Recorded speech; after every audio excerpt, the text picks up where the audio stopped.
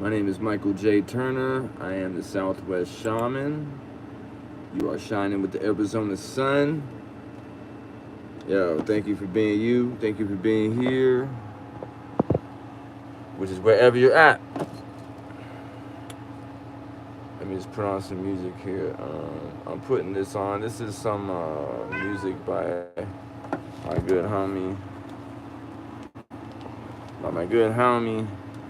Sojourner Christopher, coming from Phoenix. I'm gonna talk about what it's like, what it was like coming up here in Phoenix, Arizona, and what it's like now. Hold up, let me just find the right shit here. Oh, here we go. For the Love of Euphoria. For the Love of Euphoria by Sojourner Christopher, baby bubba. Hear that? Woo! Boom, chicka, chicka, chicka, chicka, chicka, chicka, chicka. Get the Arizona sun. With the Arizona sun? Real talk, real talk. I'll turn it down in a minute. Real talk, real talk, real talk. I'm gonna start cooking.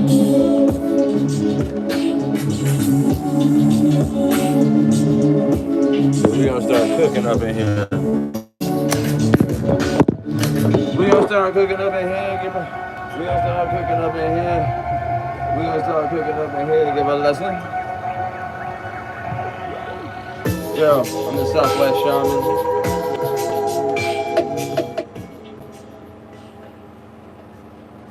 As I set this up,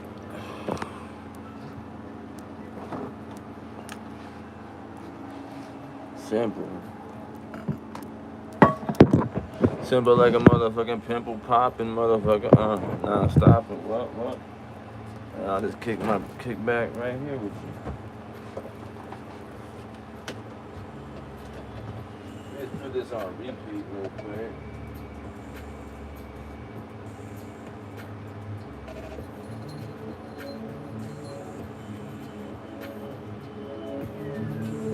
Alright, how's that sound? You tell me how my audio is, if it sounds like shit or not, or if you can hear it.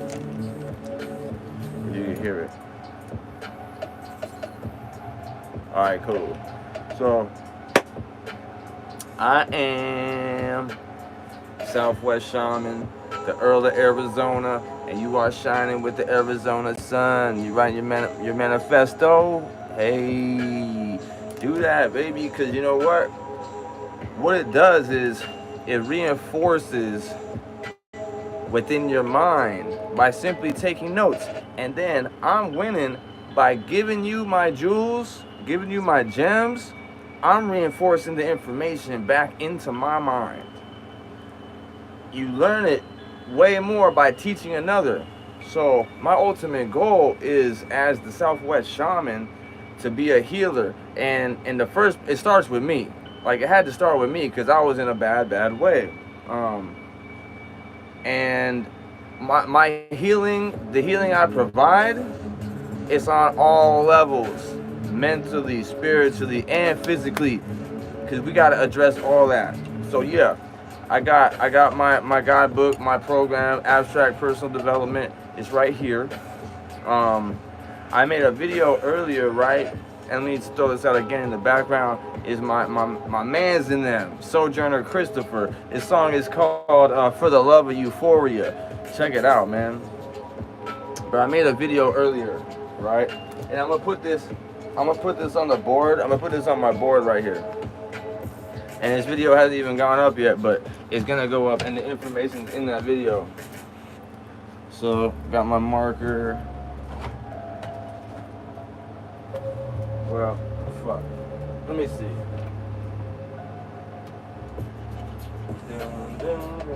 I have some different colors. I don't know what's gonna work. Oh, it's like, that'll work. Okay. Alright, so yeah, my journaling includes like a main booklet, a charity. Hello, call me Baddie Slay. Hey. and James Fortune. Shout out to all y'all, man. So I got the main guidebook, right, that contains steps 0 through 9, but I've got these other 2 notebooks that contain like all this esoteric information, and I've done those. I've done my studies. Let me turn this down a little bit. I've performed my studies in the hours of like 3:30 a.m. to about like 8 a.m. And oftentimes I might even catch a nap afterwards, because at those times the subconscious mind is still open, like as in right when you wake up and right when you go to sleep, like right before you go to sleep when you're half awake, that the subconscious mind is still open. You know what I'm saying? It's open because you're in delta frequency. So same as right when you wake up and you're groggy still, like when you turn on that television, you're taking in the information, the programs. That's what they're called, programs. So like what I got here is that's just one of the things that I've used to absorb the information without trying that hard. And then meditating. I have a whole morning routine, y'all. A whole morning routine.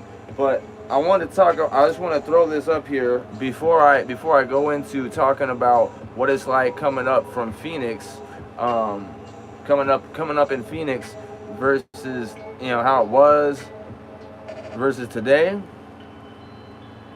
It's Luke 17:21.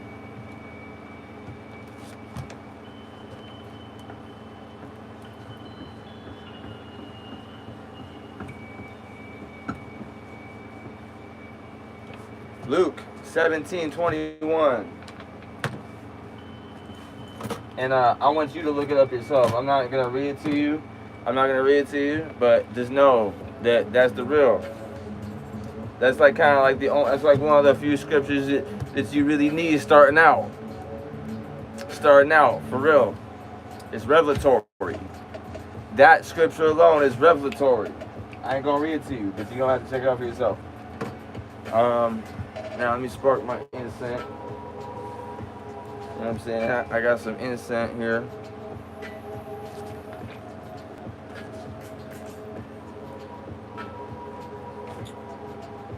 This is a live broadcast, man. This is a live. I keep it all the way live for you. Keep it live for you. Keep it all the way live for you. You know who used to say that? Who said that on their album was Old Dirty Bastard from the Wu-Tang Clan. You know what I'm saying? If you know Old Dirty Bastard from the Wu-Tang Clan, hit that like button. You know what I'm saying? If you know Old Dirty Bastard from the Wu-Tang Clan, if you know the story of Old Dirty Bastard from the Wu-Tang Clan, put something in the comments. Yo, check it out, man.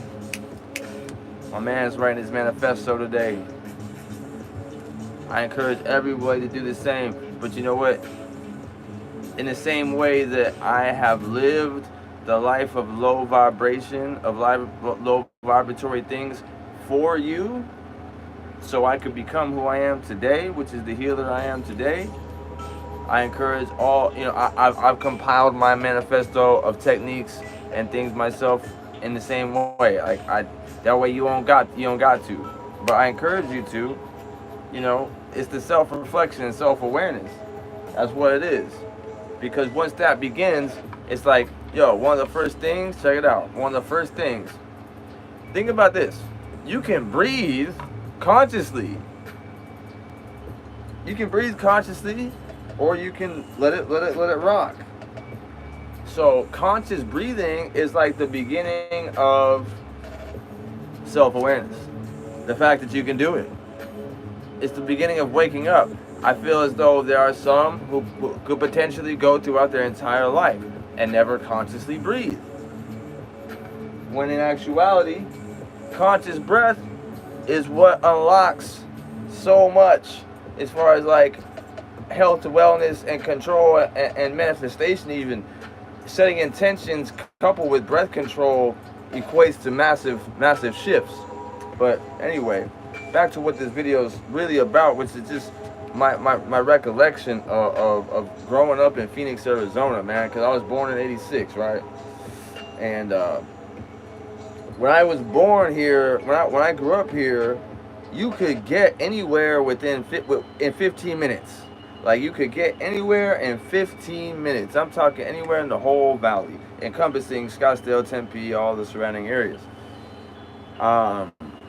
It had a small town vibe almost in a big city situation. Here's one thing about Phoenix, Arizona, is everything is new compared to like a lot of places, a lot of other cities and towns, big cities. Everything is like relatively new here. We've grown so fast. Now, yo, there's never a day where it's not traffic. On the weekends here in Phoenix, yo, and you know what? Back when I was growing up, they didn't have the DUI thing, and I've fallen a victim to it myself, and I'm actually going through it again now. I had a DUI when I was 22, and I have another DUI situation going now. But like, you know, everything, law enforcement has changed. The concentration of people is the main thing, and the biggest difference of Phoenix, Arizona versus a lot of places is people are very like to themselves here, as in like, not to say that people don't have the friendliness aspect and like you can't count on the inherent goodness of people here, but people are very private here. As in, so you know, you might go to California and find like, yo, everybody's real friendly over there. But it's not that, I don't know if it's the sun, if it's the Arizona sun, or what it is. But, you know, anyway. So, when I grew up in school, there was no heroin, methamphetamines, you know, all that stuff wasn't prevalent. And I think this is probably true for a lot of places. So my heart goes out to you know, the youth like coming up right now, because like there's so many pitfalls and things that weren't there when I was coming up, and I feel just so blessed to have experienced Phoenix, Arizona before it got to where it's at now. Not to say that it's not at a great place now, it's not a beautiful thing, but like, look, man, it's just like they've pushed to develop, and they got apartments going up like crazy. The concentration, it was put to me recently, this concept of like, yo, check it out, man. Do you think that there's an overpopulation problem? There's a population problem on the planet? You think that? If you think that there is, let me know in the comments, because check it out. Have you ever been in a plane? If you ever go up in a plane, you'll see that there's tons of land. That the land, it's an infinite amount of land compared to the actual amount of people. We're just in such concentrated, like, it's so concentrated. So like, what is the actuality of it, man? If that's one illusion that's been cast upon us, what other illusions have been cast upon us? Yo, we going up, man. I haven't been getting on lives as much recently, but today I am. Today, this is my second time going live today. And yeah, that was the main thing I wanted to kind of just talk about, that difference of like the concentration of people here in Phoenix, Arizona versus how it was when I grew up. And with that comes everything. And with that comes people losing their minds also. You know, like, we're not supposed to be in that dense of a thing. Like, look at how New York is. Like, if you're from New York, you're a whole different animal, just based on the fact that you don't have to walk a block to find like all sorts of like wild stuff going on. But yeah, if you haven't looked this up yet, Luke 17:21, it says that the kingdom of heaven is within you. So yeah, this live was meant to just give some real talk, man, real quick. Like, I wanted to put something out there to spark the minds, spark your mind. Just to spark your mind. Just like that Tupac quote said. And Tupac said, I will spark the mind that will change the world. You know, I am here as the example for you of a person. I'm the example. Like, I did the things, the self-destructive things. I did all those things so you don't have to. So I could bring you the jewels. You know what I'm saying? I'm the example. I'm the example of what not to do. I'm the example of how to heal of how a person can heal themselves as well. So that's why I've compiled such an extensive, exhaustive, detailed thing, such as my manual, abstract personal development manual, and I've done a lot of work with my Maxie baby, you know, spiritual warfare with my cat, yo. Talk about some other real stuff, like this cat, man. This cat came to me at a time when I didn't care about myself as a kitten, and I raised this cat in my SUV during an Arizona summer, right, Maxie? Right, Maxie? I did that, you know, and I didn't care about myself. I didn't care if I lived or died, but I had this kitten, so I was like, yo, I had to take care of it. I had to show up for this cat.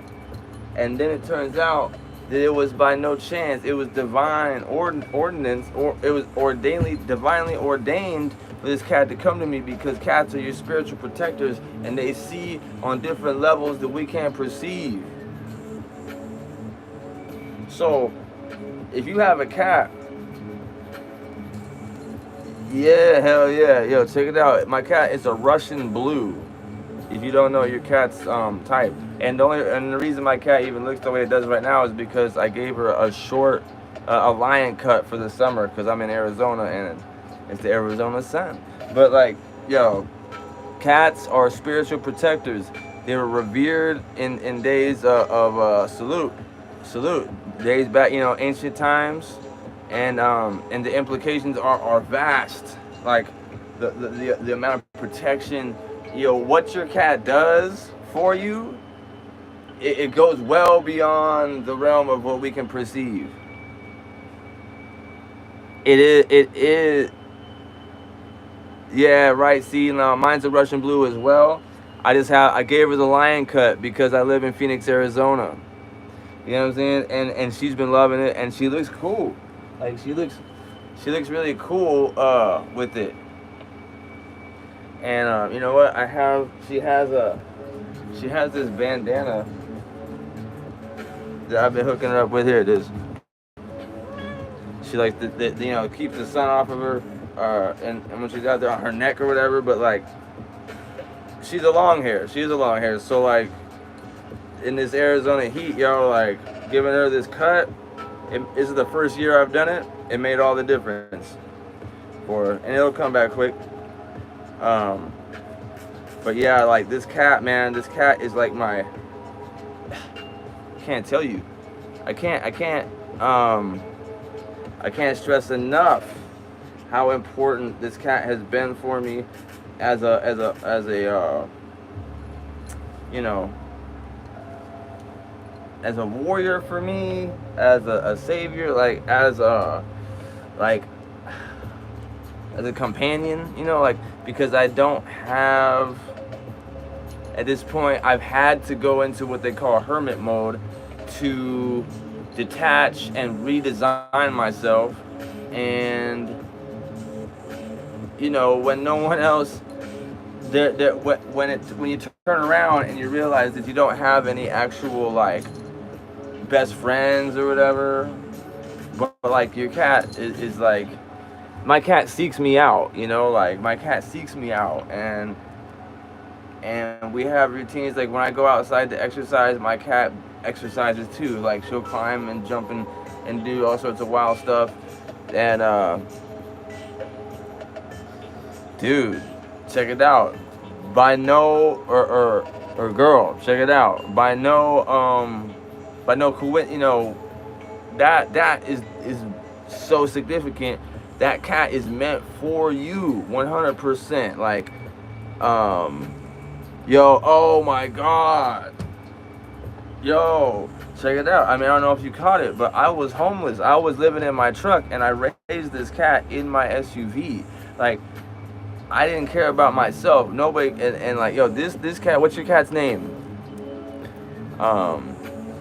My cat's name is Maximilian. And it turns out she's a girl. I was told she was a guy at first, but it turns out she's a girl. But like, just look into it briefly.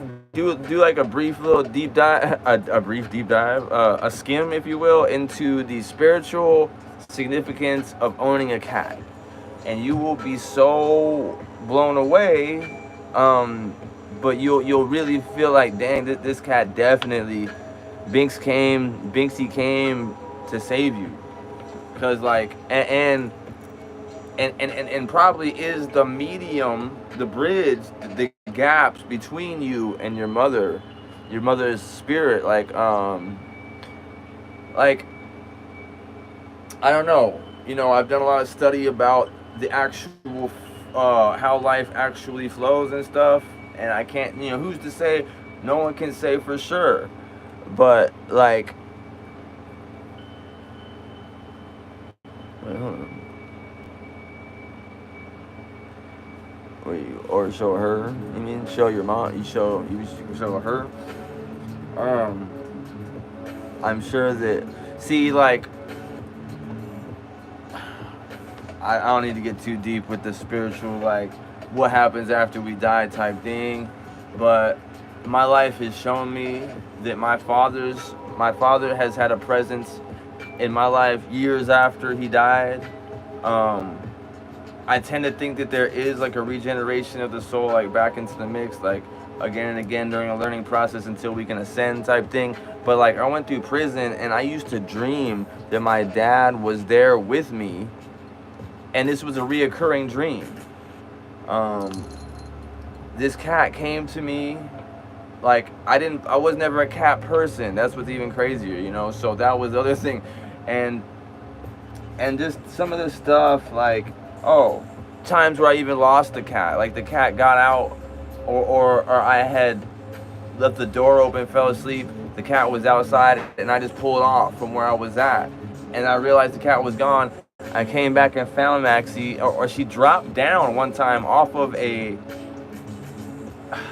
in an apartment complex, like you got the parking situation. She dropped down off the top thing and like onto my windshield. Like, she was meant to be with me. She's my protector. That cat Binks is your protector. That cat is your protector. Like, believe me. At your home, that cat is protecting the energy, the space is keeping. And while you sleep, whenever I go to sleep, my cat shows up, and I'll wake up and she'll be there, either asleep or staring at me. Like, don't worry. Have no fear. Fear is false evidence appearing real. And we have to detach from that anyway, because it's not going to happen. Like, just know that. Walk with a knowing that it's not going to happen, because that's your protector. Binks came to you, and here's a crazy thing I had discovered. Like, it's the cats do spiritual warfare for us, I swear, because my Maxie, I was going through a major disconnection from a person I had a relationship with, and I researched a little bit how the cats will absorb the negative energy, right? Because they can transmute it, they can like release it for us. So during my research, I found that there was this family, right? Someone got sick, and then their cat got really sick, but they got better. But the cat couldn't get better, like the cat couldn't release it. But kind of that's kind of what they do. They transmute the energy. Because they can release it, but it might show up in their physical form. So if you see, like, that's why we always have to relate the physical symptoms that we exhibit for various things to the detox of energy and release of different forms of energy. Like, animals know what they do without thinking. we're kind of cursed with that with that higher intelligence, the consciousness. We can, we don't just tap in to the flow of things the way we should, knowing how to do things. Whereas like there's we can, there's things in nature that can absorb, and we can transfer energy to when we're holding these negative things. Like for instance, the practice of grounding. That's barefoot standing on the grass or the dirt. I mean the earth. Like that's a practice right there. For it's called grounding for a reason, you know, because if we're electric and our waters are troubled within us and it's all over, what do you do? You know, what do you do with a wire? This a live wire. You need it grounded out. So, you know what I'm saying? Know that your cat's protected. Know that your cat's protecting you. Love yourself. Love each other. I'm so grateful for the time that you spent with me. I am so grateful, eternally grateful. 1,000 thank yous. Yo, from the bottom of my heart, yo.